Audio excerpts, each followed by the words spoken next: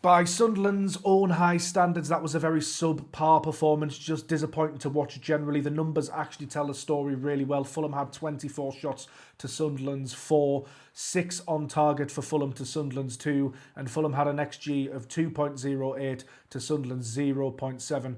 On paper, I didn't think Sunderland should have been losing that game, but the quality of chances wasn't there, and the defending for the goal simply wasn't good enough. Yes, there was a refereeing mistake in the build-up, but Ballard can probably do better. Roofs unfortunately leaves himself in no man's land, and I think Hume has to do better in terms of preventing the cross in the first place. Away games in the Premier League are tough, especially in those conditions. It was horrendous at Craven Cottage, but that goal felt avoidable. There was a little bit of a flashpoint as well in the second half. Raul Jimenez, who ends up scoring the winner, initially grabs Dan Ballard by the throat during a challenge. Ballard was fuming, rightly so. The referee gives a free kick, nothing else, no yellow, bit strange, didn't even get checked by VAR. Tactically though, I think there's a bigger discussion to be had. Do Sunderland need to get back to a 4-3-3 and get an extra body in midfield? 5 at the back definitely has its place against the top sides, but as a default, is it a legitimate system that Labrise can use every game?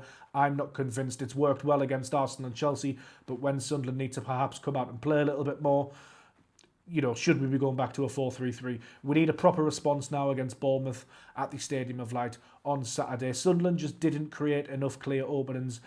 Fulham restricted the big chances. Talby had Enzo free on the left late on, but didn't spot him, which felt like a really, really, really big moment. The sit-back approach probably resulted in the worst performance of the season so far. I thought that was harder to watch than Burnley, and probably harder to watch than Manchester United as well at times.